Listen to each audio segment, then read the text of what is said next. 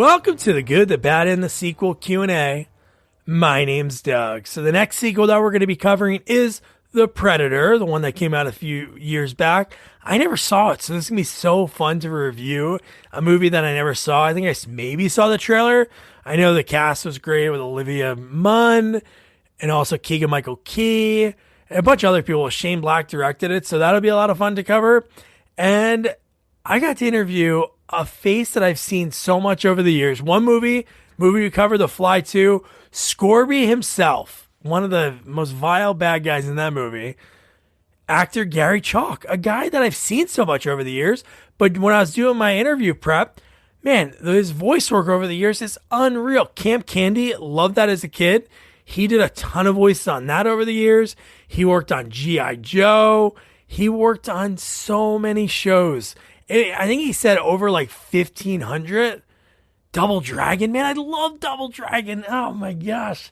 I'm scrolling through his IMDb because there's just so much while I'm recording this because, man, he's done so much. And I'll put his IMDb in the notes so you can look through and be like, oh, man, him and that. Yeah, so I love talking to Garry. We talked a lot about Freddy versus Jason because he knew Ken, who we just talked to, who played Jason. So he had some great stories about that and Kelly Rowland doing a favor for him. And how he got into the biz, because if it wasn't for a huge financial crisis that happened in the 70s, he would have stayed in the, finance business. But thankfully for him and for us, that didn't happen. And we got to see and listen to his amazing career over the years that he's not stopping. The guy has been working nonstop, whether it be acting, voice acting, here he does ads. When he gets into his ad reads, man, the way he can turn it on a switch into that other voice, for him, it's probably nothing. For me, I was getting so giggly. You'll hear it. I think I edited some of it out because it's annoying, but I loved it so much. Man, I love talking to Garry. So before I start the interview, if you're new here, welcome. If you've been here before, you smell great. That perfume's so good. Oh my God, where'd you buy it? Let me know. You can let me know on all of our social media at Sequels Only.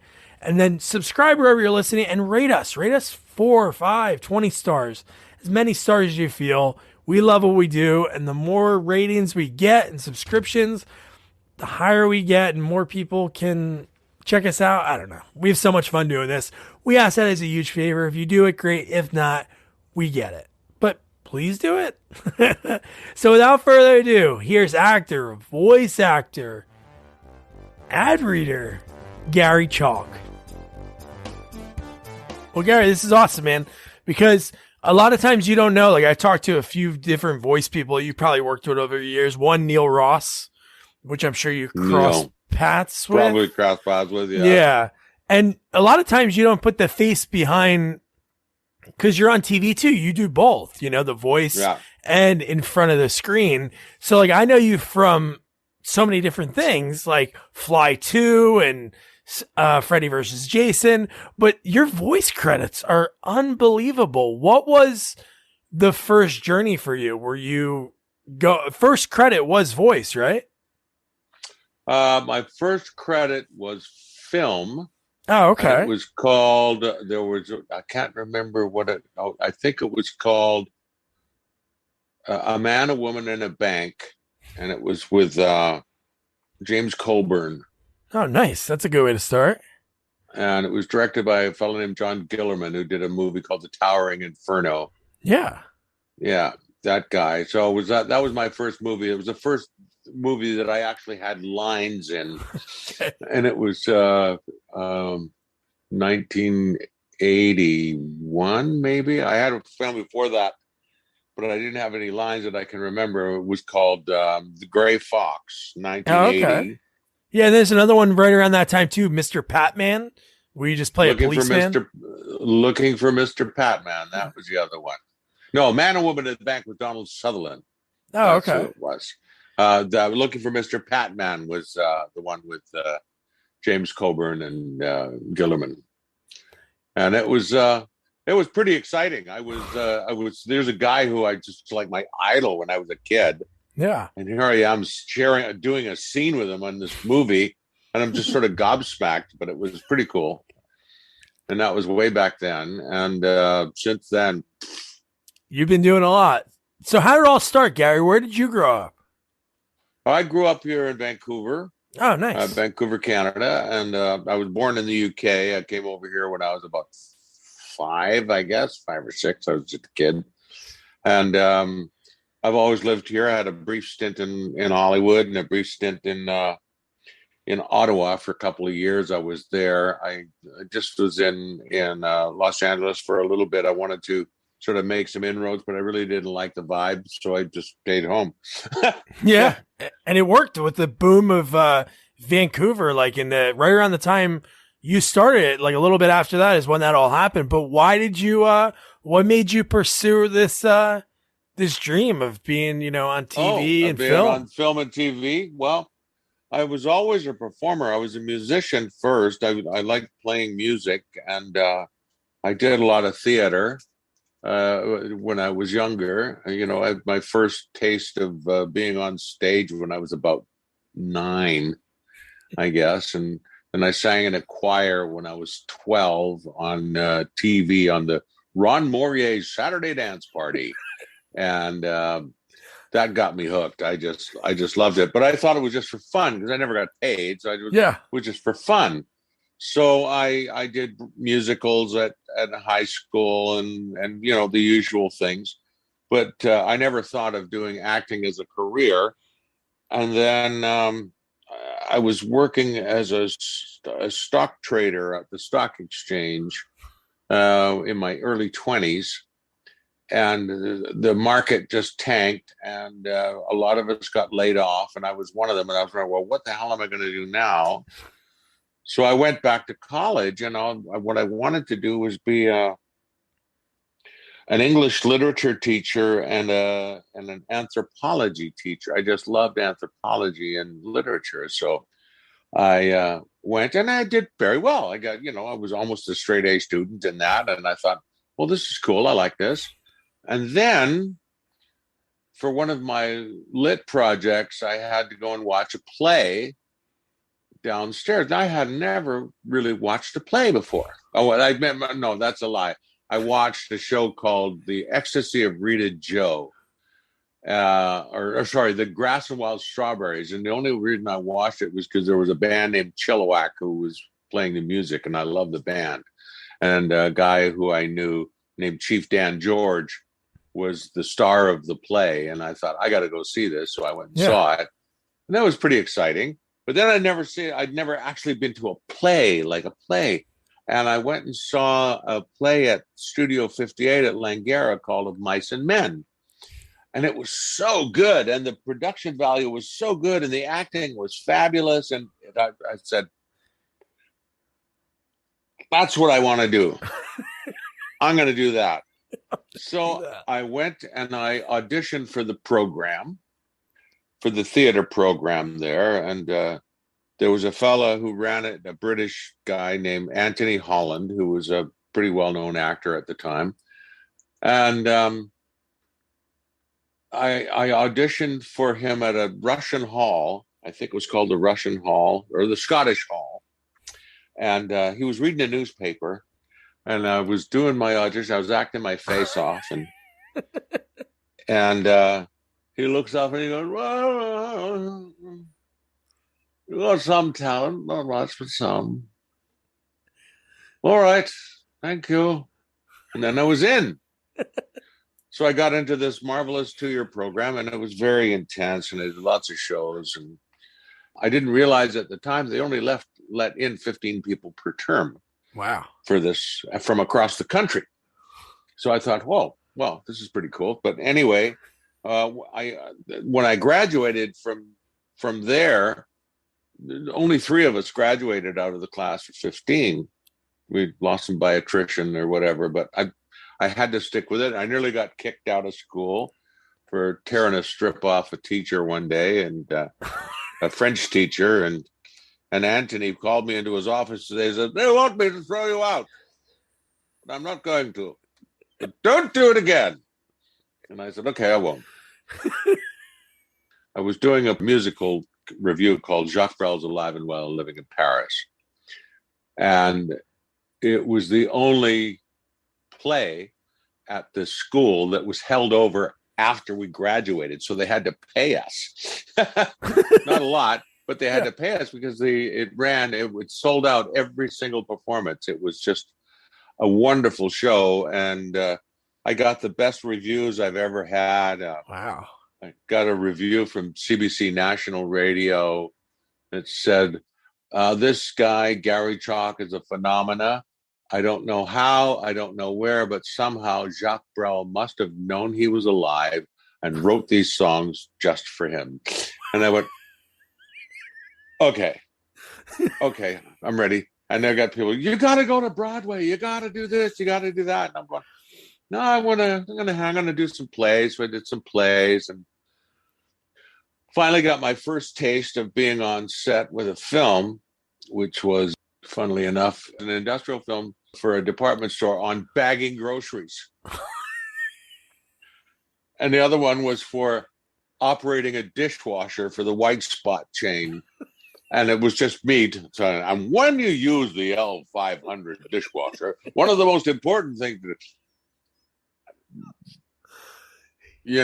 the things we do. That's great. And I really liked it.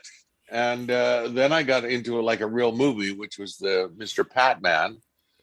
And my big breakthrough, I did some TV shows, but my big breakthrough was, believe it or not, The Fly 2.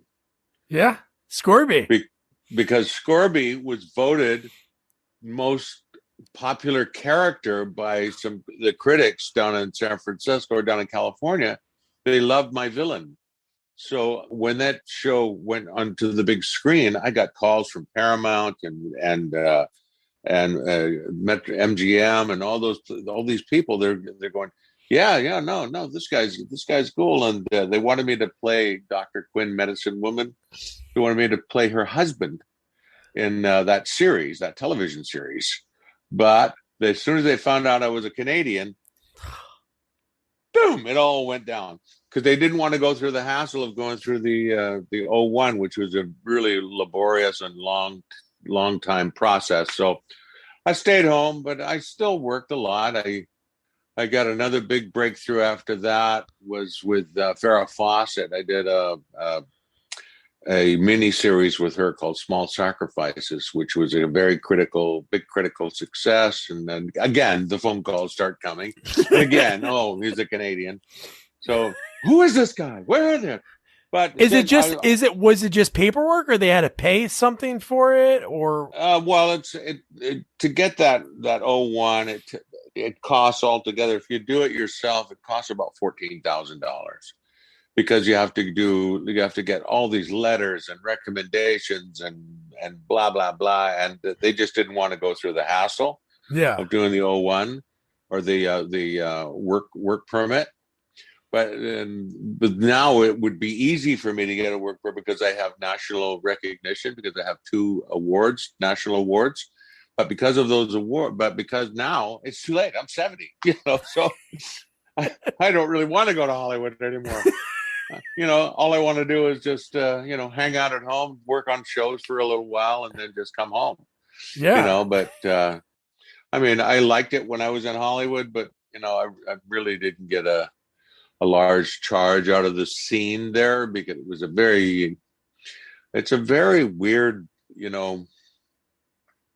it's a weird place, Hollywood. People look at you and they go, what have you done? What are you doing? What do you got coming up? And why wasn't I called? So you just sort of go, okay, I'm going to stay here. But as I looked at 400 shows. Yeah. So back to the Vancouver, because you were there in the boom. It's funny, whenever I talk to people that are from or around Vancouver, when that boom started, when it came with filming 21 Jump Street, Wise Guy, I saw you're in the pilot of that. Yeah. So there's all of these shows that are booming at that time. And it's so funny. You got to think you had that great review by CBC International. And the thing that makes you break, not it's good or bad or anything, but Scorby and Fly 2. Now, one thing I wanted to ask about that movie was your death scene is so vicious looking. How much were you? Yeah. Was that you the whole time, and then they just had you on a bed or something? Yep. John Thomas was one of the greatest wire guys, one of the good special effects guys. I don't know if you ever saw a movie Cliffhanger. Oh, yes. He did all the wire work. You know, that wire where the woman falls to her death? Well, she actually fell on a decelerator, and she stopped about 6 feet from the ground. Insane. And she actually fell the whole way. So it was quite amazing. But he was such an amazing guy with wires. But he had this rig set up. If you watch the show, he had a rig set up where my bottom half was like fake legs with the jacket, and then they had me on this sort of Catherine's wheel thing, and the top half was real. And what they did is they had it on a wheel, and they had all like 12 puppeteers around it, all puppeting, you know, making the monster kill me. And I remember it was quite funny because as he's strangling me, I'm going, how come I never get a goddamn love scenes? Under my breath. But and then they just did the wheel. So it looked like I'm being broken in half. And it was amazing, and it looked great, but it took hours and hours. I don't know how many times, you know, the coordinating the monster, and I went upside down and up and upside down and up. I got off that rig. I walked 5 steps, and I promptly threw up all over the floor. I got so nauseous. It was just awful. But it was the most fun, that movie. It was the greatest.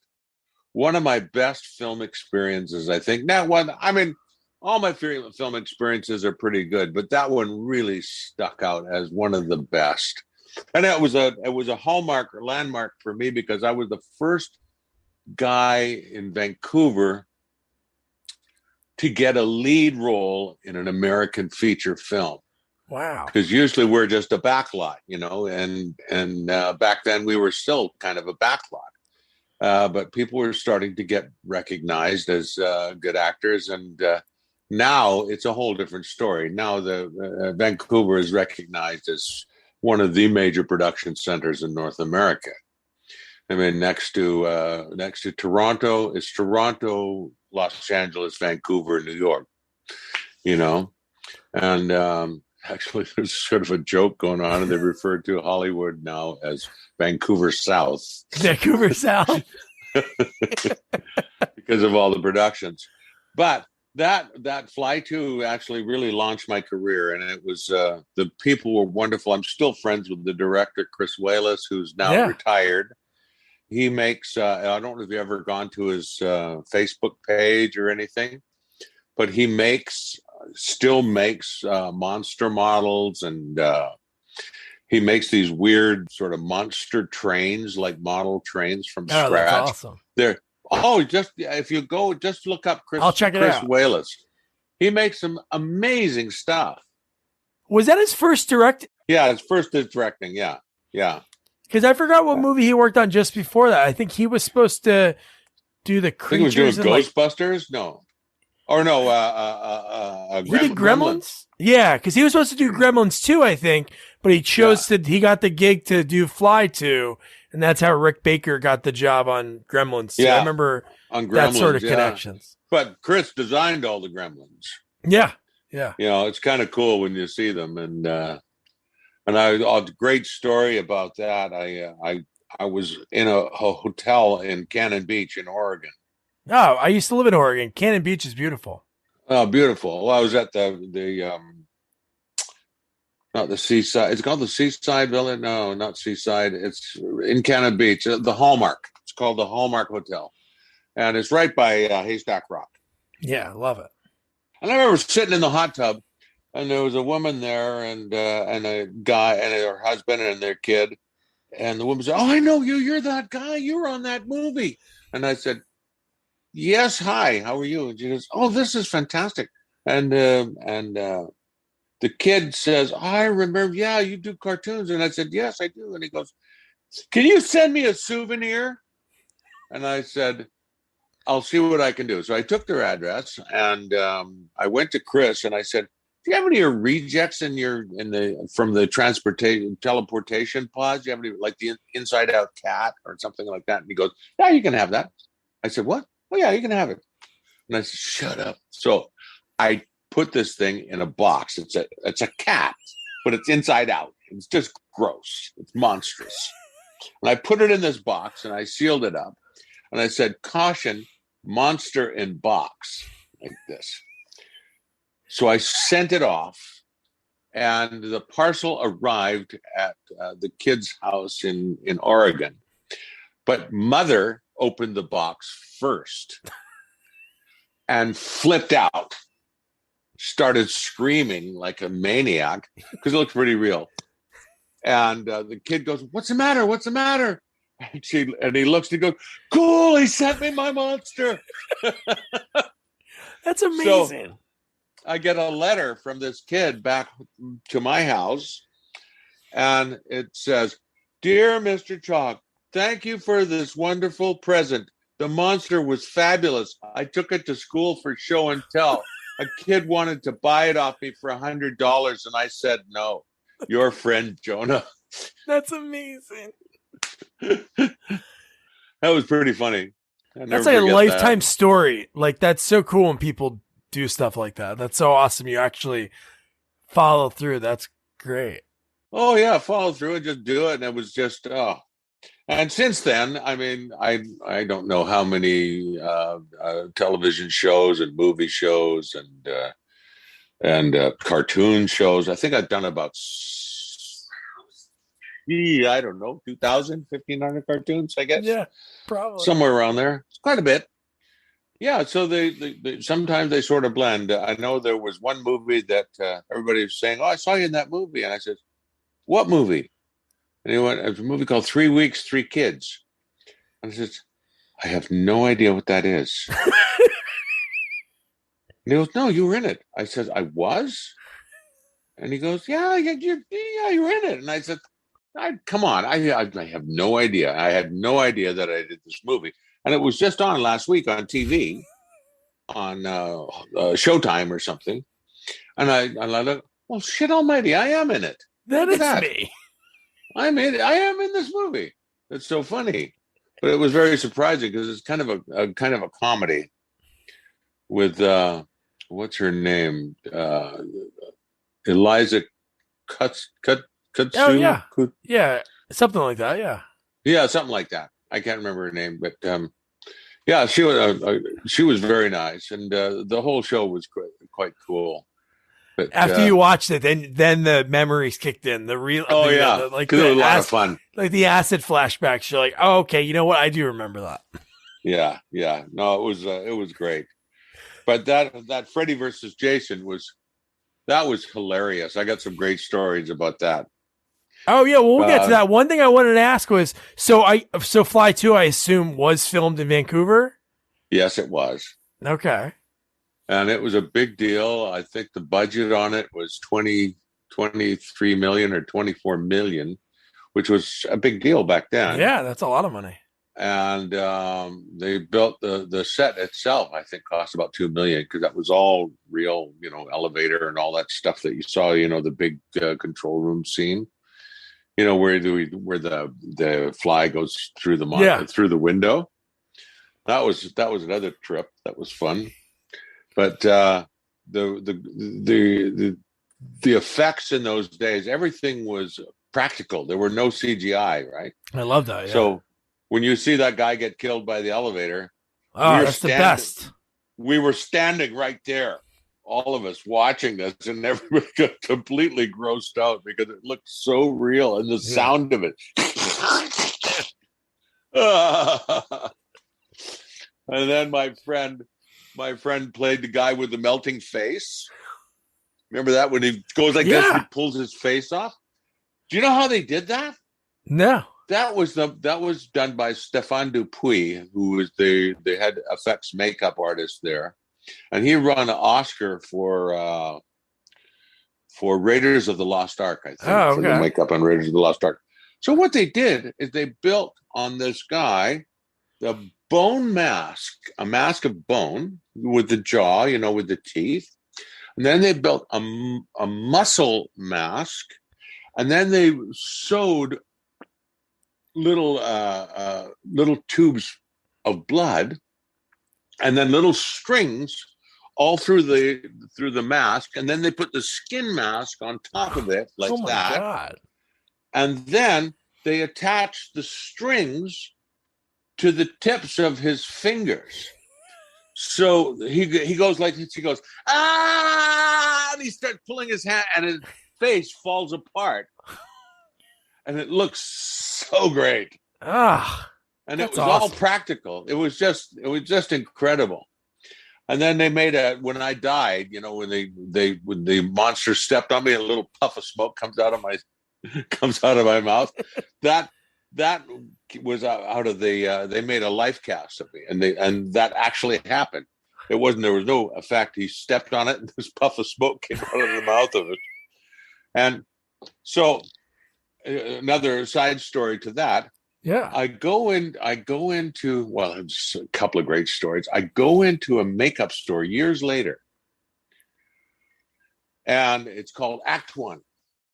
And I went in the store because I was getting some stage makeup, and I looked up, and there's my head. It's sitting on a shelf in the store. And I said, where'd you get that? He says, oh, that was given to me by the production. And I said, that's me. And he goes, is it? And I said, yeah. And I said, look. He takes the head down, and we put it side by side, and they're identical. And he goes, holy shit, it's you. And I said, yes, it is. It's kind of amazing, isn't it? He says, can you sign it? And I said, yeah. So I signed my head, put it back on and then somebody stole it. Oh, no. That was expensive. That cost so much money for that head to make the life cast because it's so perfect with the wig. I think it was around $8,000 or $9,000. Jesus. But I know they're expensive to make. But it was sitting there, and somebody stole it, and then they recovered it again. But I don't know what happened after that. And then there was a time when there's a part in the movie where I got sprayed by the fly, and my hand got dissolved. Yeah. Well, Stefan, that took like an hour or so to put that makeup on. But they did the same thing. They built a bone in my hand, and then they put tendons, and then they put the skin over top, and then they cut the skin away so that the tendons were showing. And then they put Eno, Eno? Eno? What's that? Bubbly, Eno. Oh, yeah. Seltzer. They put Alka-Seltzer on my hand. And then they put, before that, they had the fake blood underneath, the sugar blood underneath. And then they put the Eno on the top of my hand. And then just before they shot, I go like this. I go, like that. They spray it like this with red watercolor and water. And the Eno all fizzes up like it's like the acid dissolving my hand. I'm going, like this.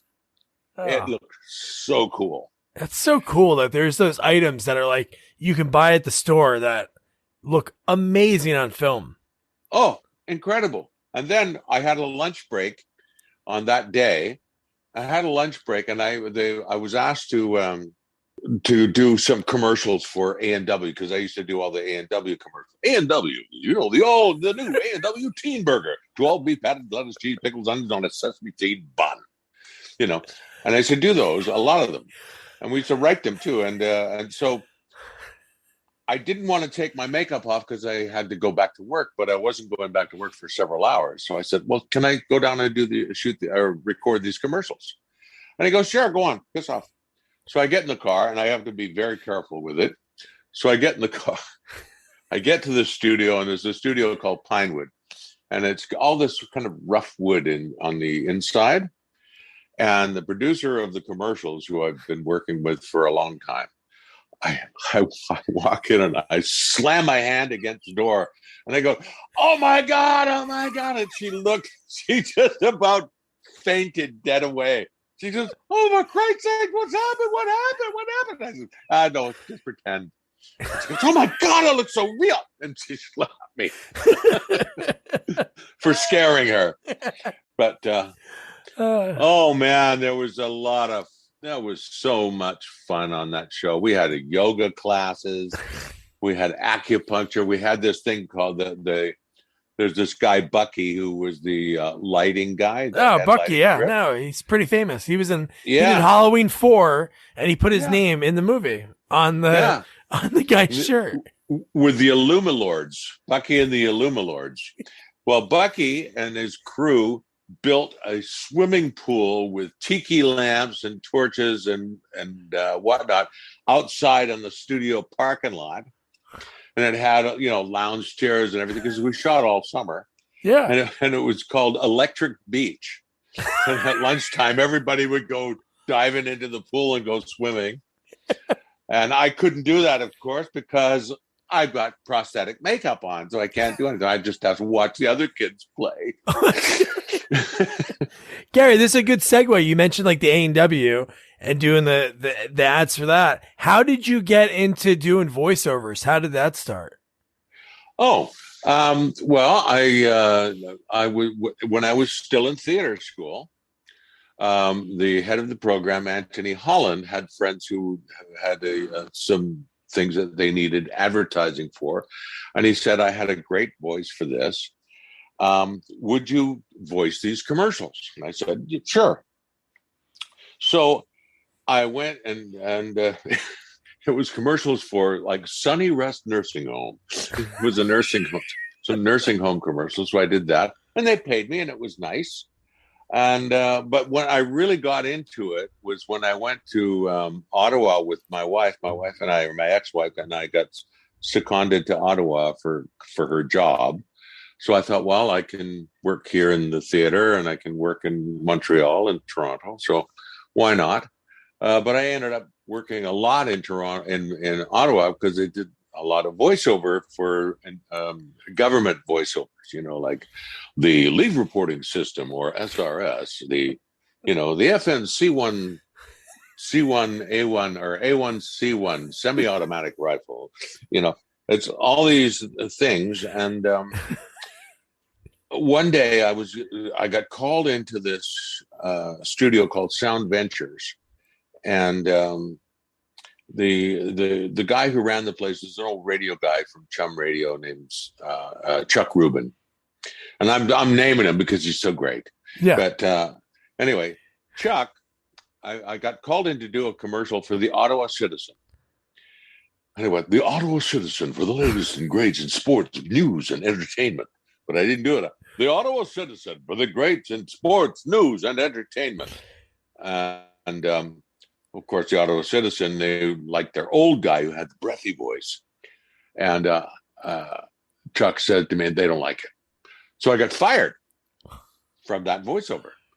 So I've never been fired before. So I said, look at Chuck, I'll tell you what, if you can help me out with this, make me, if we can, teach me about the different kinds of reads and make me a demo, I'll do your next commercials for free. And he goes, deal. So he did. He taught me about man in the street, corporate reads, retail reads. Remember last year running around the last minute looking for the right Christmas gift, only $99.99. It can be yours for $10 a month and for 36 months OAC, all those things. And he taught me all these different reads, the breathy read, the close and intimate read, the big loud centurion, the mud pit read, all those different things. And we made a demo. And sure enough, I did his commercial for free, and it was for the Canada Revenue. And that tape, that first year, I think it made me like $15,000. Wow. Just doing that. And since that time, I've done a lot of commercials and a lot of voiceovers for different things, including cartoons. And it's made millions. So that lemon turned into a huge swimming pool of lemonade, So what I've always said is never say die. And the other great thing about doing those industrials and some of the stuff that I did in Ottawa was that honed my film chops. Because you use the same principles. The content is different, but the principles are the same. So I learned about film acting and learned about hitting your marks and doing all that stuff perfectly. And then I got a call one day, I think it was about 1983, got a call from my agent there who said, "Hey, can you do a cartoon? Have you ever done a cartoon?" And I said, "No, I'd like to do a cartoon." And she goes, "Well, okay, there's a cartoon audition for you at a place called Atkinson Film Arts." And Atkinson Film Arts are the guys who created Fritz the Cat, No, yeah. Heavy Metal. They did Fritz the Cat, Heavy Metal, The Man Who Skied Down Everest, all those kind of shows. And I thought, okay, cool. So I went over there and I auditioned for this cartoon called Hiawatha. And I ended up getting several roles on it, including Hiawatha. Yeah. So I went, oh, this is fun. And I had a great time and doing the cartoon. I recorded by myself. I didn't realize you could do it ensemble. It was by myself. And I got my check and I went, oh, okay, I want to do this. That was for Nickelodeon. And you can actually find it on YouTube. It was my first cartoon. Oh, I got to check it out. That's great. I had such a young voice. But yeah, my friend Candace Santora, who she handles all my fan page stuff and all the what I've got coming up and everything. She found it and she put it on my fan page on Facebook. That's pretty cool. Because I play Hiawatha and I also play Mujikiwis, who's his father, the god, and it's kind of nifty. So, but it was my first cartoon. Anyway, so I came back to Vancouver, and ever since I got back to Vancouver and started doing more commercials and got my first booking in a cartoon show, and it was G.I. Joe. Ended up playing Metalhead and Pathfinder and Sci-Fi and a bunch of others, and then what do you call it? Kissy Fur and He-Man, Master of the Universe, and what was that show? Cecil, the C60, Beanie and Cecil, and Captain Nintendo. And there was one after the other, and it just sort of blended. They all blended. I just couldn't remember them all, and I kept doing them all over the years. And I'm still doing cartoons to this day. And then the movie stuff was doing a bit, television things, small things, because it was Vancouver backlot. And then I booked that Fly 2. Yeah. And when I booked Fly 2, everything changed. Because the roles were getting bigger. Casting directors were seeing me for bigger and better roles. And I never stopped working since then. And in the 90s, it was just... It was insane. It was just insane. You just, not only was I doing a whole pile of commercials every day, but I was doing television and film every single day, almost working. There was one year from January until July, I worked 7 days a week. Wow. Because I had like 4 or 5 different cartoon series plus doing movies, and I never had a day off. How do you do the voices? Did you have a recorder to remember the different ones when you went from show to show, or I'd record all the different because you get lost sometimes. I'm sure. Who am I doing now? And it was a lot of fun. It was busy time. There was one particular 2-week period I was doing a movie called Unforgettable with Ray Liotta. Oh yeah, Chris O'Donnell and David Paymer, and we were doing this movie called Unforgettable, and it was like 2 weeks of nights. And I remember that I would go to work at 4 p.m. I'd finish at 4 a.m. I'd run home, grab a couple hours sleep, get up at 8 o'clock, shoot cartoons all day, then go to the set at 4 o'clock, shoot to 4.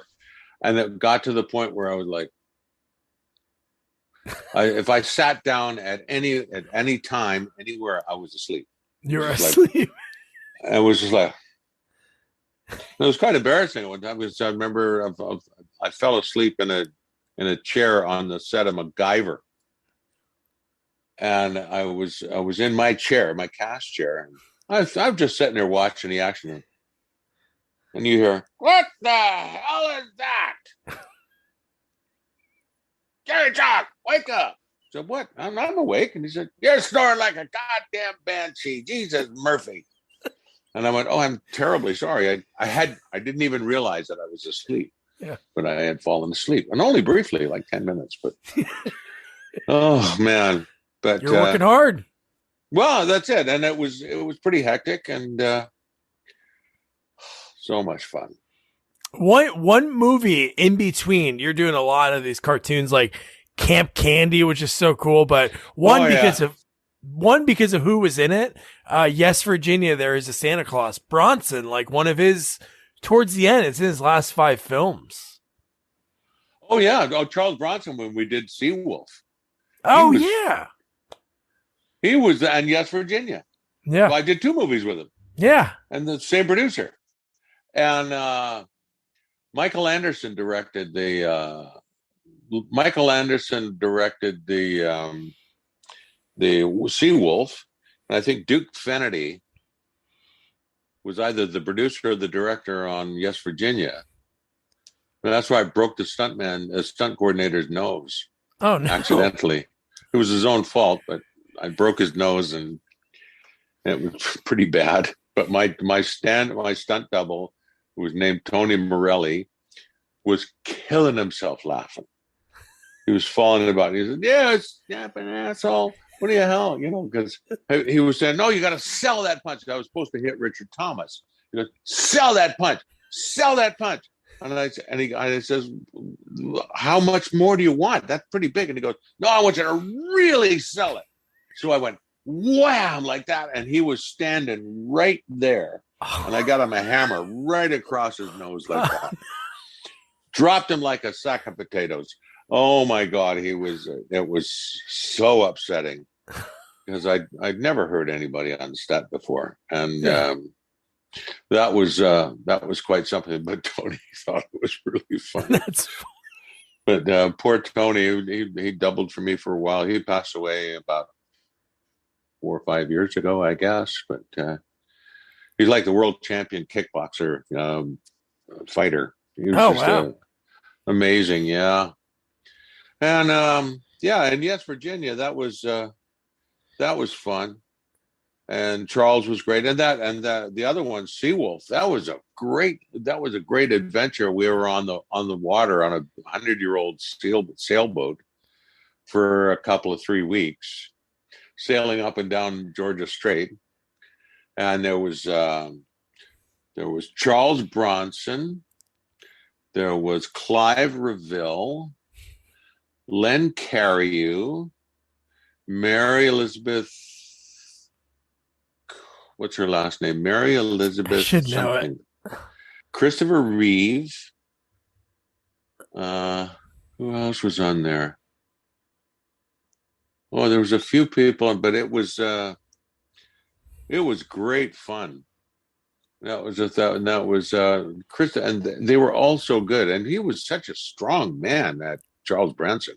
Yeah. Holy moly. He was, we actually just did a Death Wish 3 reunion with a bunch of the bad guys. So like Alex Winter and this guy, Tony Spiridakis and Kirk Taylor, because it was Charles Bronson. It would have been his 100th birthday back in November. Yeah. Which is still wild when you think about it. He was only going to be 100, but he was still doing those like Death Wish movies, and he was in his mid 60s. The last one, I think he was like 72 when he did the last one, but no, he was always like the bull. Oh yeah, always.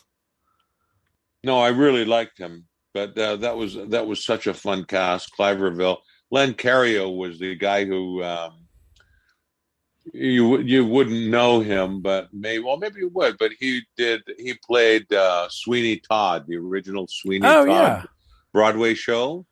He was Sweeney Todd, the demon barber of Fleet Street. He was the original Sweeney on Broadway. So you were talking about Catherine Mary Stewart. Catherine Mary Stewart, that's the one. And then Mark Singer was in that too. So there was a ton of people. Mark Singer. Now I hadn't seen him in years, and I ran into him in New York at a convention or Comic-Con. Yeah. In New York. It got to be like 15 years ago, I guess. That was the last time I saw him. And his sister was there too.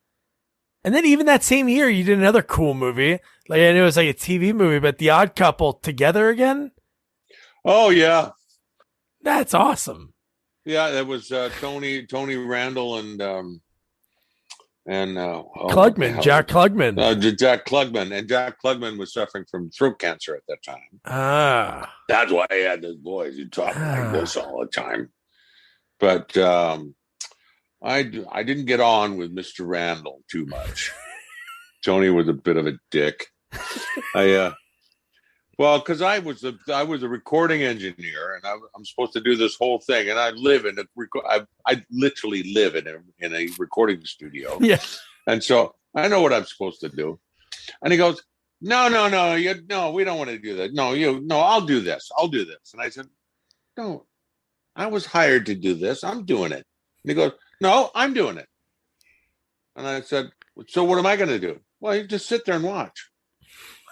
And I said, "Fuck you!" Sorry, bleep it out. That's fine. I got mad. I just, what the hell? You know.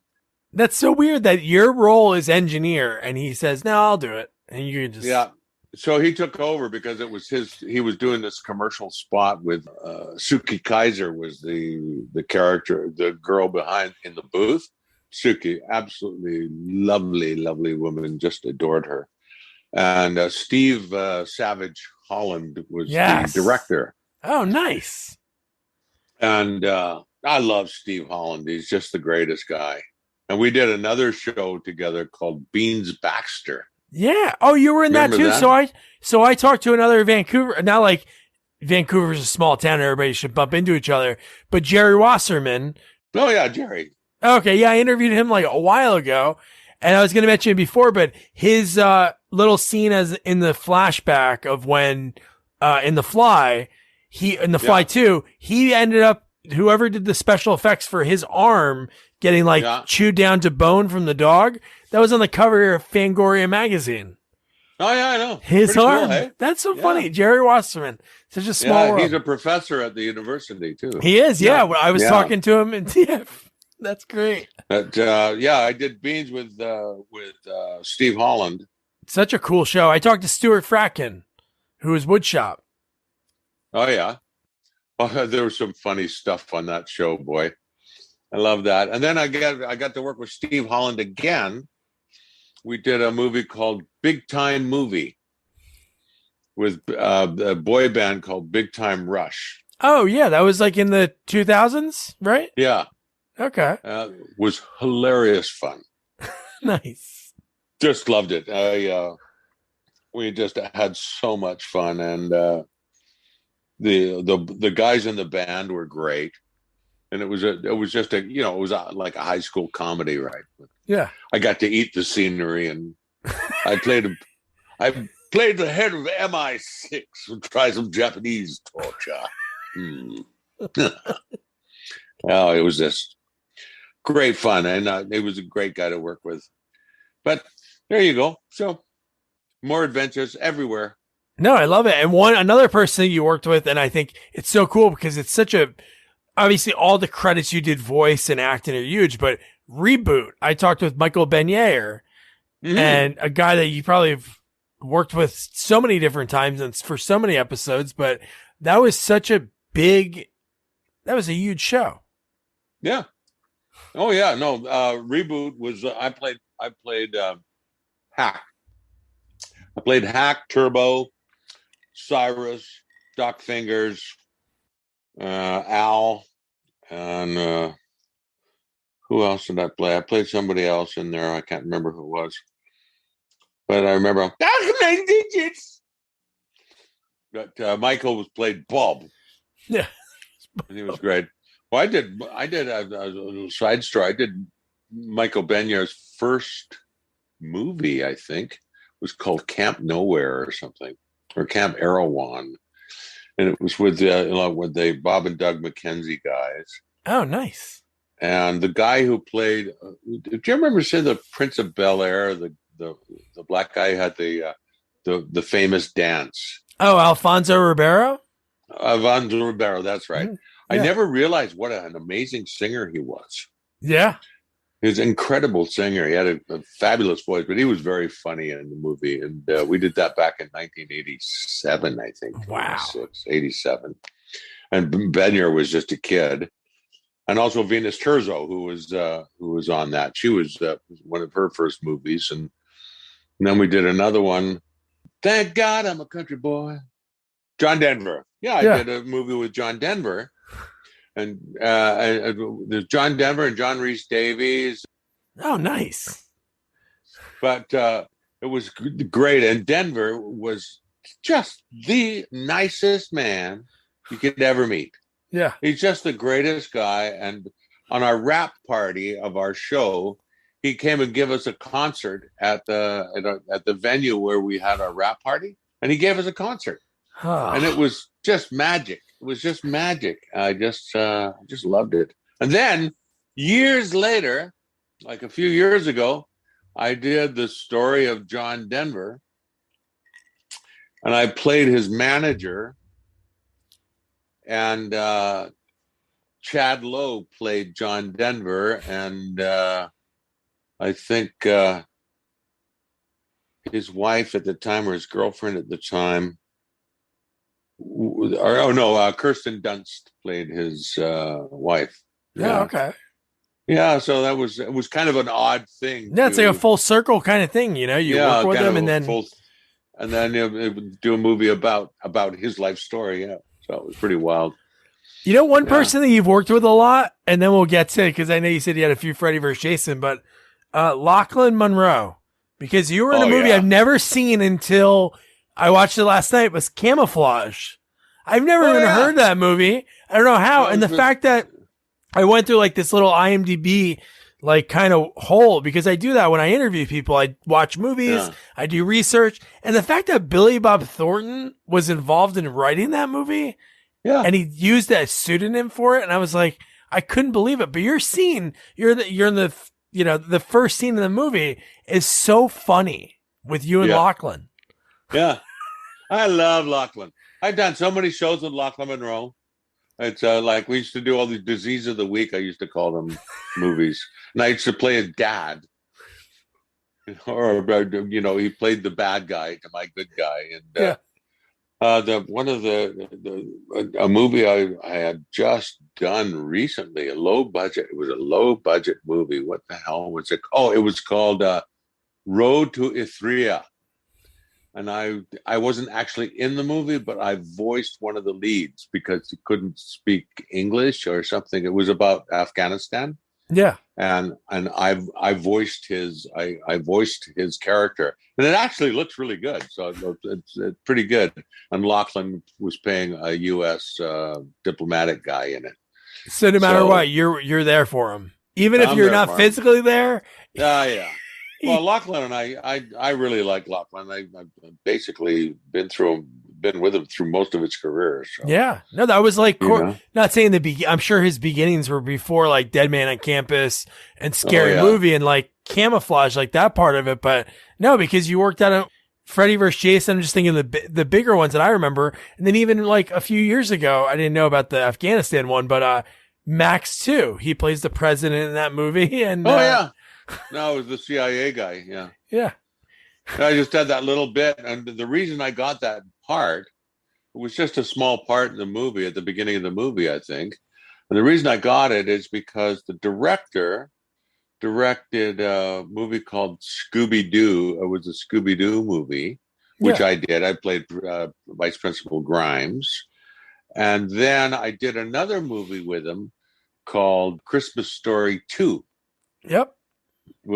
And then he said, "Hey, you want to come and do this movie? It's called Max 2." And I said, "Sure, okay." So I went and did that scene with the dog jumping over us and all that. That was great. And Lachlan played the president. Yeah, I remember that. It was just on TV the other day. Yeah. So No, I just love in camouflage that you punch him in the face. You're his manager, laughing in his face, punch him, and then Leslie Nielsen starts choking you out with a pool cue. Yeah. And there's a funny guy. It's Leslie Nielsen. Oh my God. And he carries this bloody little fart machine in his pocket. I love that. That's the greatest story I've ever heard about him, that he does that. And he'd be sitting there and he'd go like that. And I go, what's that? Oh, he goes, oh, sorry. It's just like this is oat bran diet of mine now. But, you know, he was such a serious actor in his early career. Yeah. And he became a comedian late on in life with Airplane. Yeah. And that worked. That was like probably, I don't know, I'm sure there's movies before that happened, that a serious actor really played the role, and that's what made it funny. But that's the one that I think changed it for comedy, because then you saw that movie, somebody playing so serious in this role, like Don't Call Me Shirley. Yes. Exactly. And Police Squad. Yeah. Oh, all those movies. Yeah. Wow. So Freddy versus Jason. Freddy versus Jason. Great. Because I just talked to Ken, which is so funny. I talked to him like last month, and I think it was right when we first connected, and I told him that, and he was like, "Oh, really?" But yeah, so that movie was so good, and your role was so cool, because especially when you're combining these two franchises, which they were really trying to do for 15 years, like the one that was shot in Vancouver, Jason Takes Manhattan. That was supposed to be, which Ken worked on. That was supposed to be Freddy vs. Jason, but they couldn't come to terms on it. So 15 years later, you work on that movie, and your role was cool. I thought it was so neat that you were trying to hide the secret, and Lachlan was the new cop. You up. Yeah. Yes. I remember that. I remember Ronnie Yu. I did a movie with Ronnie Yu before that. Oh, okay. It was called, I can't remember if it was called The Fearless Four or something like that. It was about this animated animals, like a muskox and camels and stuff. And they were, it was a very strange movie. But Ronnie Yu was hilarious. Because you come down the stair. I listened to him give a direction to the actress. You come down the stair. Okay, you are scared, but you're not scared. Okay, so you're coming down, and then you're more concerned. So there's a concern, and then you go around the corner and you say, "Ah, I want that moment." Amazing. Oh, he was just great. Why are you so fat? You're too fat. Oh no, he just. What was the name of the actress? The lead actress. I should know her name. Monica Keena, that's right. And he's going, wow, you're American girl, so fat. Why are you so fat? And she's not. She's I know, gorgeous. Not at all. Not at all. But oh God, yeah, that was a lot of fun, and all the crowds and the killing Freddy, and great story. I got a great story for you. Sweet. For that movie. Okay, so a friend of mine. Her daughter, Aaliyah, I think that's her name. I can't remember. It was a long time ago. It was her 13th birthday. And she had somehow found out that I was working, like her mom found out I was working on the movie. And I said, oh, yeah, there's, that gal from Destiny's Child. Yeah, Kelly Rowland. Yeah, Kelly Rowland. That's right, Kelly Rowland. And she said, oh, she's such a huge fan of Kelly Rowland's. Can you somehow get her to meet for her birthday? And I said, I don't know. I'll check. So I went to the studio, and I went to the producers, and they said, oh, sure, bring her out. So I said, okay. So her mother had given me a bag of like Kelly Rowland records and whatnot so that she could sign them, right? Unbeknownst to the daughter. The daughter had no idea. I said, I'm just going to take you to the set for the day for your birthday. You just got to look. And so I take her to the set, and we're looking, and we see Ken as Jason. So we say hello, and she takes a picture with Ken. That was great. And it was I don't know if you saw the movie, but remember the log cabin when the log cabin's on fire? Oh my God. That day you brought her? Yeah. And the cabin's on fire and Kelly comes out and she's all covered in blood and gore like this. So the special effects guy was showing her the breakaway glass. So she smacked the glass over my head and shattered my head, which she thought was hilarious. And so we're sitting in two of the director's chairs, like the cast chairs. And I see Kelly walking down. And I say, "Hey, Kel, what's up?" And she goes, "Oh, nothing. Just having another day, And I said, "Kel, it's my friend here. It's her 13th birthday. Can you come and say hello?" And she comes over and she goes, "And this is Kelly Rowan. Remember her?" And she goes like this.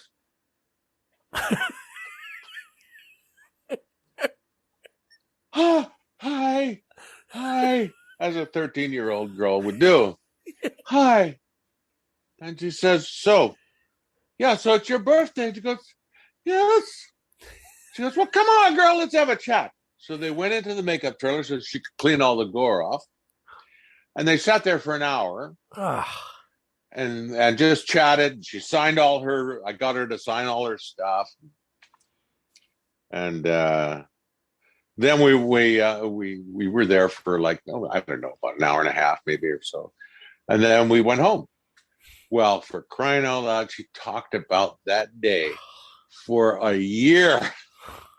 All she could say about, and there was this time, and I couldn't believe it. And there she was. She was right there. And we talked, and we said, "Oh, it was so cool." And Kelly was so nice to her. She was just a doll to her. I mean, just very friendly and outgoing. So it was a great little story. Yeah, that's like a forever memory. That and sending the Inside Out cat. Oh yeah, the Inside Out cat. That was a funny one. That's great. Oh man. Yeah, he offered me $100, but I said no. Your friend.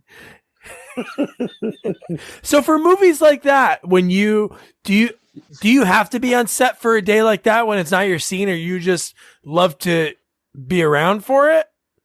No. I asked. I had to get permission from producers and the on-set production supervisor for safety reasons. Yeah. And I wasn't working that day, but I had access to the studio because we were at Lionsgate Studios at that day. I had access to the studio, so I just said, "Well, can I bring her?" And she said, "No problem at all. Bring her up." And that's nice. And we'll see how it goes. And it turned out to be a great day for her. That's awesome. Day. No, yeah. I thought you were going to say, if you remember that scene, I thought you were going to say you brought her on the day when she starts talking smack to Freddy. Oh, no, I never got that. No. That's how I thought the story was going to end. When you said the log cabin's on fire, I'm like, oh man, that 13-year-old kid would hear Kelly Rowland say things that she never thought. Oh no, she never heard any of that. So it was okay. What a great movie, really, like combining the two franchises like in the perfect way. I think Ronnie was the perfect person to do it because everything was so fast. All the kills it wasn't like elongated. It was like just a great movie, and it's so fast. That's what I love about it. Oh, you know what's going to really kill you? Yeah. Are you ready? You remember the house? The house where they lived on the street where we on Elm Street, went over to. Well, the street is actually named Elm Street. It is. That's great. In real life, it's Elm Street. In real life, it's Elm Street. It's not a pretend street. It's actually named Elm Street. So in Vancouver? Was that somewhere in Vancouver? Because that house looked good. That looked like the one that's in LA. Well, 69, like 6900 block Elm. It's it's around 49th, 50th, somewhere around there, just off of Granville Street. It's in a high-end area, rich area. Yeah, it's a pretty good house, though. Good match, though, hey? Garry, this has been so cool. One thing I think it's so cool is I always love to find out how people got started, and the fact that if the stock market didn't crash in 79, I think, right? Black Tuesday in 79. Yeah. If that didn't happen, you wouldn't have I'd You wouldn't still have be done any of this. selling stuff. No, I'd probably be dead of a heart attack because of all the stress of working in that business. A lot of guys who I worked with did pass away early. So, but yeah, I could have, because I love that business too. I love the Yeah. whole idea of. That's where I developed the voice, because when I my first job in the stock market, I was what they call a board marker, where we had to write the numbers down manually on the exchange wall. And all of us, is very odd, all of us are left-handed. All the board markers, every one of them was left-handed, and there's like 4 of us, and it's just odd that one of the hiring criteria is they had to be left-handed. That is weird. And the reason why is because when they're putting up the quotes, they write like this. So the quote is always exposed because the trades go really, really fast. And I worked on there for almost a year, and then they took me off and made me a junior trader on the floor, what they call a phone boy. And I was on the phone taking orders and then putting the orders up on the wall. And then I became a junior trader. And as a junior trader, it was my responsibility to exercise cross transactions and buy and sell transactions and put up all the open orders for the day, open buy, open sell every morning. And it got pretty hectic, so you've got like 140 guys on the floor and they're all yelling at the same time. Right. And I'm yelling on the bit of freehold, on the bit of IHO and all this. And at the end of the day, I lost my voice. So my boss, Mr. Donaldson, he goes up to me and he goes, "Gary, you got to speak from your tummy. If you don't speak from your tummy, you're going to lose your voice. So when I say on the bit of batter, open up and yell that number because we want to hear that voice." So I said, okay. And I got my voice back after a couple of days. And I did what he said. I opened up and, like this, on the bit of batter. And I could yell all day. But as a result of that, when I went to theater school, I had this beautiful, well-modulated and quite wonderful voice that everybody loved to hear, because it sounded so great. They didn't know that I got it from yelling on the floor at the stock exchange. Do you do that when you do voice roles? Or you like, you know what, this one, I think it would sound like Mr. Donaldson, or this one would sound like Mr. Smith, my grade school teacher. They're inspired by people? Well, I had one that was Mr. Burr. Mr. Burr was, he was quite a character at our school. Bit of an old school kind of car. I mimicked him and got kicked out of school for the day. Said, "Everybody, there's been a technical problem here. We have a problem with the furnaces, so everybody has to go home at noon." Because I got into the office and got on the tannoy. That's amazing. And Mr. Burr comes over and he goes, no, stay here. Yeah, I remember that. But you find some of your best voices are come from people that you know, that you see. Yeah. I mean, I remember there was a guy who was kind of a stalker of mine, and he used to come and he'd find me and ask me questions all the time on the street, and I go, okay, and then I actually used his voice in a cartoon called Scary Godmother.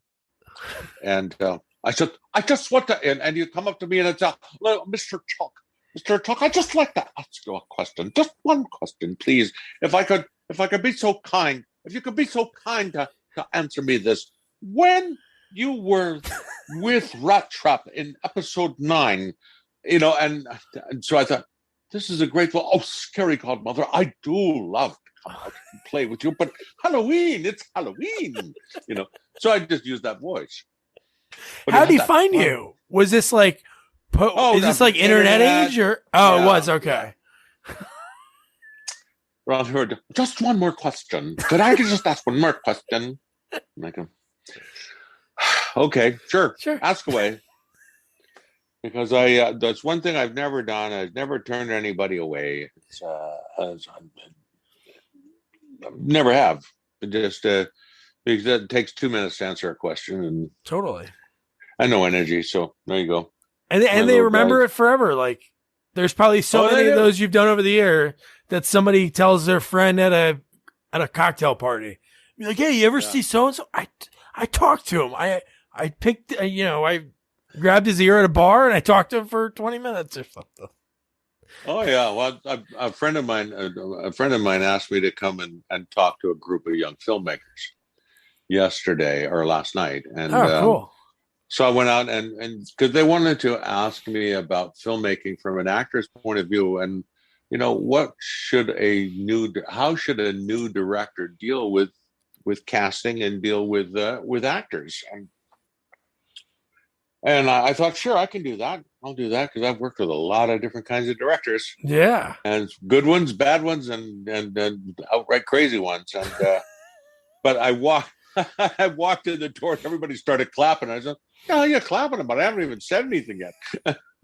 But no, I had a bit of a rep, and so we talked for a few hours about casting, about directing style, about acting, about the process, and all the things that have the preparation of scripts, storyboarding, and all those things that I actually know a lot about that I didn't think I knew. Yeah. But when I get right down to it, hell almighty, I know a lot of stuff about You making do. movies. Yeah. So it was quite a rewarding experience, and we had a great old time. And then they had a couple actors come in, and they were going to block the actors and direct the actors and how they would direct it for film. And That's so great. that was good. What would you say, Yeah, so- Gary, is like the biggest difference from like way back in the 80s, like when you started acting, to like now? Is it like, what would you say that, is there any like difference that you could look at when you showed up on set in the 80s versus now from your perspective? Well, yeah, but for a start, the technology has made filmmaking a lot easier. Yeah. I mean, a lot. You can shoot a movie. What used to take several months now only takes a few weeks. Yeah. Like I remember shooting TV movies would take 6 weeks to shoot, and now they take 14 days. Yeah. So it's or 15 days, or sometimes 21 days if it's got technical or a lot of, But there's just things like that. Everything's digital cameras, digital lights. The lights are all the LEDs, and they blend the gels within the lights, which makes it really great, and they're less expensive and not so hot. Yeah. Because the old arc lights, it got so hot under those lights when you're on the stage. And now the LEDs, it makes it nice and cool and comfortable. The digital wireless microphones. I remember having to wear a big round microphone under my shirt with a cable that went out of my pant leg and then it stretched across the floor. They didn't have wireless, and everything was done on tape. It's recorded on tape and also film. So you only got 10 minutes of film per reel. So you're always, changing reels, and it was you really had to be on your game and know your stuff right away. And I found expensive. that it was it was. Those things cost $1,000 a reel, and you didn't have the instant playback. It was all done by the old. They'd do this and this and this and said, okay, this is all right. We're going to do a wide here. We're going to cut it down into a close up right here. They make that work, and that's what they would. And that wasn't a joke. That's how they did it. That's how they framed like that. Then they got the Scopy thing for the high budget things, where the guy looks through his thing and he finds a different lens. Now they have an app for that.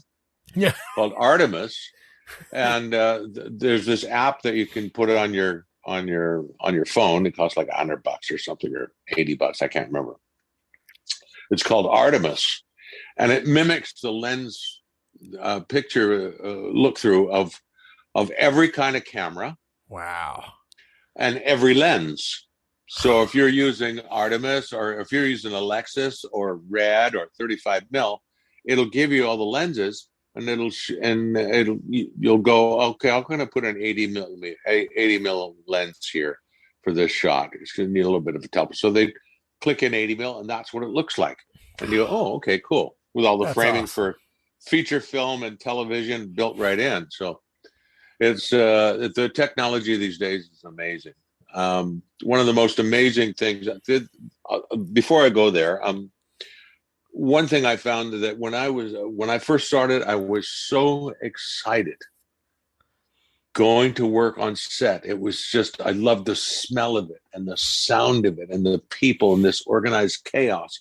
But I took it upon myself over the years to learn the job of every single person on set. So I knew exactly what everybody did. Nice. And why they did it and how they did it, because you just want to know. Because when you walk on the set, you think, oh, it's a bunch of people milling around doing shit. No, every person on that set has this very specific job. And it's fascinating when you know what the jobs. It's fascinating to watch them work. It's pretty cool. So there was that, and I was very, very excited to be on the set. It was like, I remember when I got the Fly 2, I'd be driving in my car, driving to set in the summer morning at 6 o'clock in the morning, and I'd be laughing my ass off, going, I'm doing a movie. I'm doing a movie for 3 months, so I'm in heaven. And it was the most wonderful feeling in the world. And I got to tell you that even today, I still have the same excitement. It's not the newness, but I have the same excitement. The only difference is now I'm having fun, because it's all like all the stuff that we do on set is kind of like second nature. Yeah. You know, all the marks and the camera and the angles, you're not worried about anything. All you're concerned about is your performance and what you put on the screen.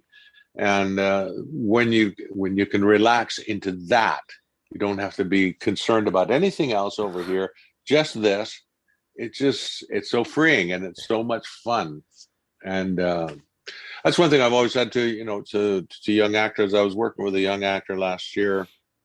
I think it was only his first or second show. I can't remember, second show. But he was a bit nervous. And I said, look, man, no, we're just having fun. It's just me and you sitting here talking, hanging out, having a good time.